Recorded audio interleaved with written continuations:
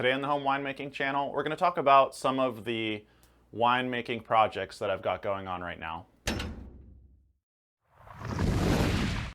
I've got 9 or 10 pretty substantial projects going on. We're right in the heart of winemaking season, and it always gets really crazy this time of year. So I'd like to kind of go through some of this stuff and just kind of show you what I've got going on with some high-level overviews, and also hear what you guys want to see more of. Which of this stuff would you like to learn even more details about? And some of it, because it is a work in progress, I might be able to take some of that feedback from the comments and apply it to those actual projects. One big thing that we've got going on is we got 2,000 pounds of grapes from Lodi, California. So we got about 1,000 pounds of Merlot and 1,000 pounds of Petit Verdot. So there's a lot going on with that. Much of it is your pretty standard red winemaking stuff that you might have seen on this channel in the past.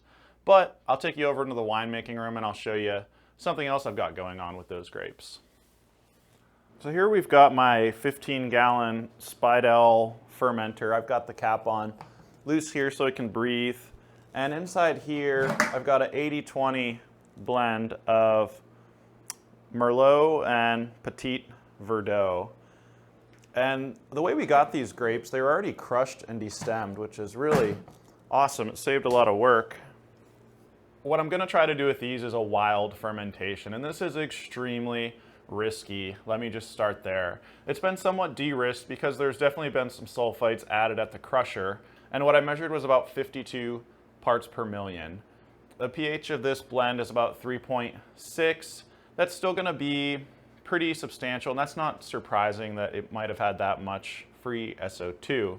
And what that's going to do is suppress the bad yeast, like your Zygosaccharomyces, Schizosaccharomyces, Chyllecora. These yeasts that can cause spoilage, they really just don't have a high SO2 tolerance. So it's really going to de-risk us to some extent, and your actual wine yeast, even the ones out there in the wild, are going to have a pretty high SO2 tolerance. So I'll keep an eye on that, and you can learn more about this project if you want to hear more in an upcoming video. Another thing I've got going on, we got a new wine press. We're using a small number 25 wine press, which is great for most home winemaking applications. But honestly, our projects are just getting bigger and bigger. So we upscaled to a number 40, which holds, instead of, in the 4-gallon range, it actually holds about 18.5 gallons. So that's going to really make things move along a lot better with that large batch, that especially that 2,000 pound batch of wine that we got going on. Because that press is just so heavy, I made a custom dolly to move that thing around. It's like moving a small refrigerator when you move this thing around. So you can find more about that on one of my Patreon exclusive videos at patreon.com/makewine. And you can show your support for the Home Winemaking Channel by becoming a patron and giving as small as a couple dollars a month to unlock access to all that stuff. You'll also see I've got some merch available. If you look underneath the video, you'll see a little bar. And if you click on that, it'll take you to my shirt page. And you can get these awesome winemaking shirts with the Home Winemaking Bottle Rocket logo. So check that out, and you might be one of the few people in the world to have one of these shirts, and you can spread the word of home winemaking and how awesome it is. Now let's move on to some of the white winemaking stuff I've got going on.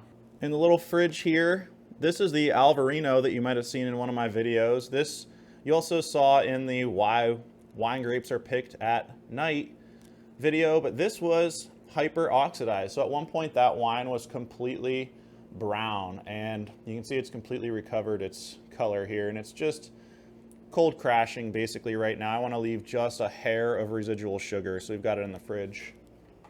Moving over here, you see we've got 4 white wines, and you might notice there's a lot of head space, and that's totally fine. These are actively fermenting. On the right, we've got Traminette here. That one still really is fermenting a little bit.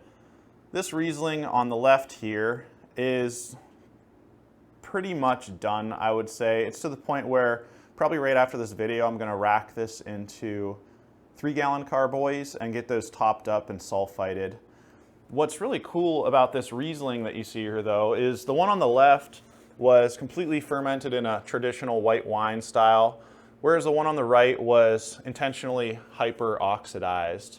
And you can see there's very, very little color difference between the two, even though this one on the right at one point was total, chocolate milk color briefly.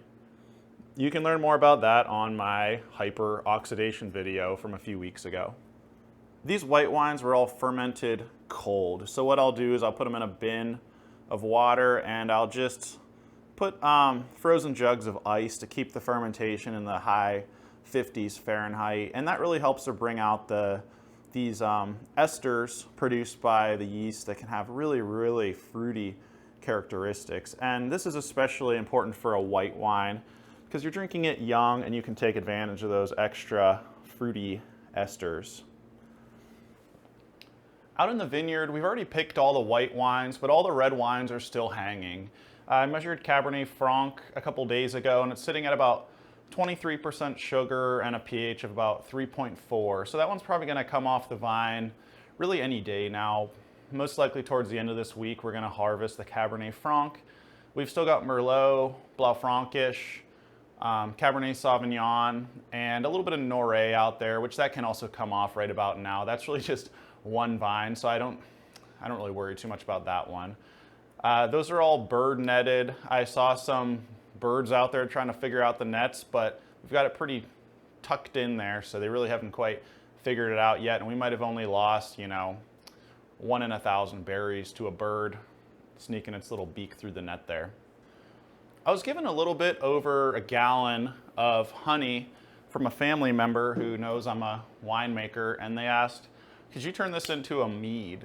So that's something I'm gonna toy around with, is making a mead with this honey. And they've given me a couple different types of honey. This is a lighter honey, and then this dark stuff is a fall honey. So it's got a lot of things like goldenrod, the things that would have been in bloom in the fall in northern Ohio. What I'm gonna do with the dark honey is gonna be your more traditional mead. It's gonna be honey forward, so I'm gonna stall it out and make sure that we've got a little bit of residual sugar in there. And I'll probably spice it up like a lot of these meads are, and maybe even consider using something like a beer yeast instead of a wine yeast on that one.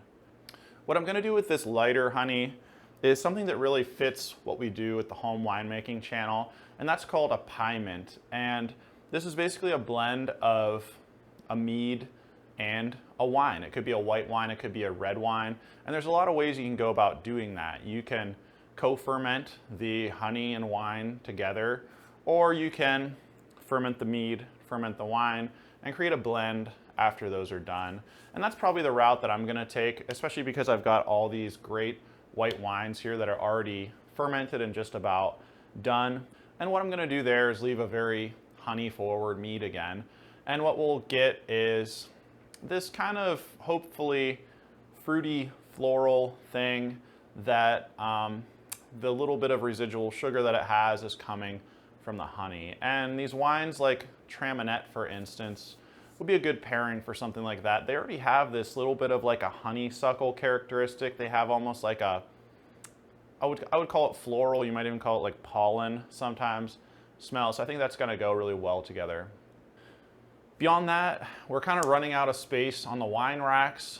So something I'm probably gonna do is make some more wine racks to help, get some of this stuff into bottle and have some place to store it. Of everything I've talked about, let me know in the comments below which ones you really want to see the most about. And in the next couple months, you'll start to see videos rolling out on most of what I've talked about. And if you don't see it on the Home Winemaking channel, you'll see it on the Patreon page. I hope this is really helpful, and I hope to hear a lot from you guys. Thanks again for all your support, and thanks for watching.